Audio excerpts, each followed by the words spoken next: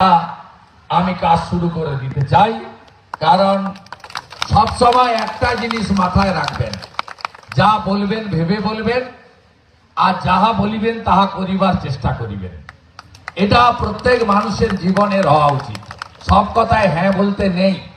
আপনার সীমিত ক্ষমতা, আপনি না বললেও সেটার নিষ্ঠতা আছে, কিন্তু আপনি কোনো জিনিস হ্যাঁ বলে সেটাকে যদি না করেন, তার সঙ্গে আপনার যে নিজের যে দৃঢ়তা, সংকল্প, অঙ্গীকার এবং আপনার যে প্রতিচ্ছবি ভাবমূর্তি, তাতে একটু হলেও আঘাত লাগে।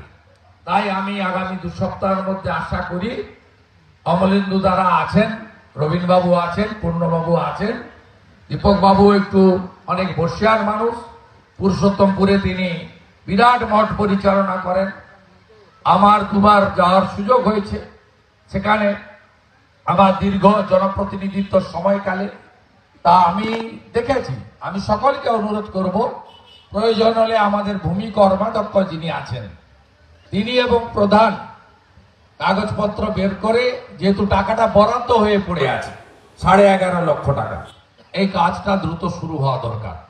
এবং সাথে সাথে পঞ্চবটির কাজ শেষ হয়ে গেলে আমি এখানে সোলার আলো লাগিয়ে দেব, যাতে এলাকাটা সন্ধ্যাবেলা একটু আলোকিত থাকে, এই মন্দিরের বাইরটা একটু অন্ধকার অন্ধকার থাকে।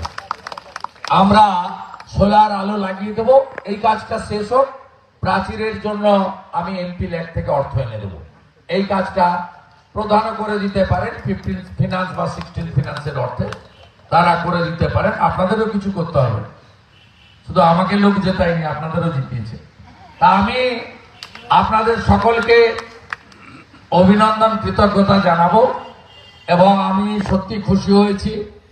আমি মন্দিরের ব্যাপারে, এই মূর্তির ব্যাপারে বলেছিলাম যে আপনারা যা চয়েস করবেন আপনারা চয়েস করুন। কমিটি কলকাতা গিয়ে দেখে তারা এই মূর্তি তারা চয়েস করেছেন।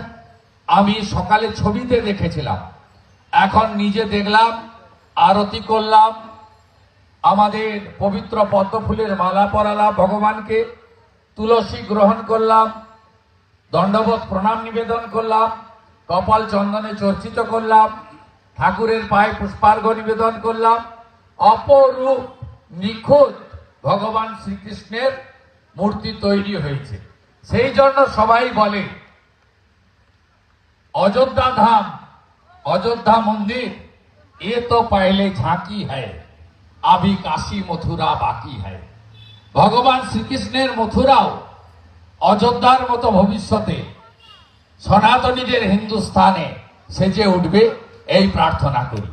এবং আমরা গর্বিত।